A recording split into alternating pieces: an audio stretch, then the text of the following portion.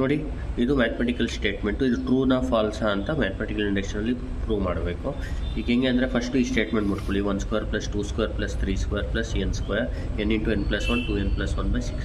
ಆಮೇಲೆ first term P(1)ಗೆ true ಇದೆಯಾ ನೋಡಬೇಕು. ಇದು ಫಸ್ಟ್ ಟರ್ಮ್ ಮಾತ್ರ ಬರ್ಕೋಬೇಕು. ಇಲ್ಲಿ n ಜಾಗದಲ್ಲಿ 1 ಹಾಕ್ಕೋಬೇಕು.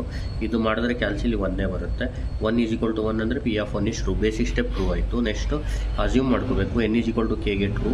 ಎಲ್ಲಿ n ಇರುತ್ತೆ ಅಲ್ಲಿ k ಹಾಕ್ಬಿಟ್ಟು ಬರೆದ್ಬಿಡ್ಬೇಕು. ನೆಕ್ಸ್ಟ್ ಏನು ಮಾಡಬೇಕು, Pk + 1 ಟ್ರೂ ಮಾಡೋಕ್ಕೆ ಲಾಸ್ಟ್ ಟರ್ಮ್ ಇರುತ್ತಲ್ಲ ಅದಕ್ಕೆ ರೀಪ್ಲೇಸ್ ಬೈ k + 1 ಮಾಡಬೇಕು.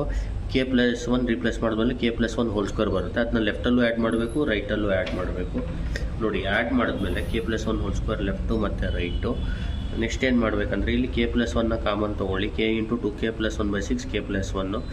ಆಮೇಲೆ LCM ಮಾಡಿ, ಆಮೇಲೆ ಮಲ್ಟಿಪ್ಲಿಕೇಶನ್ ಮಾಡಿ, ಮತ್ತು ಫ್ಯಾಕ್ಟರೈಸೇಷನ್ ಮಾಡಿ. ಫ್ಯಾಕ್ಟರೈಸೇಷನ್ ಮಾಡಿದ್ಮೇಲೆ ಈ ಥರ ಆಗುತ್ತೆ. ಅದು ಈ ಥರ ಬರುತ್ತೆ. k + 1 k + 2 2k + 3. ಆಮೇಲೆ ಇದನ್ನ k + 1 in terms of k + 1 ಬರ್ಕೊಳ್ಳಿ. k + 1 k + 1 + 1 2 × k + 1 + 1 ಅಂತ ಬರ್ಕೋಬೋದು /6, which is A Pk + 1 statement ಥರ ಆಗುತ್ತೆ. ಯಾಕೆ ಅಂದರೆ ಇಲ್ಲಿ ನೋಡಿ, n ಜಾಗದಲ್ಲಿ k + 1 ಹಾಕಿದ್ರೆ ನಿಮಗೆ ಇಲ್ಲಿಗೆ k + 1 ಹೋಲ್² ಗಂಟ ಬರುತ್ತೆ. ಇಲ್ಲಿ k + 1 k + 1 + 1 2 × k + 1 + 1/6 ಬರುತ್ತೆ. ಅದೇ ಸೇಮ್ ಇಲ್ಲಿ ಬಂದಿದೆ.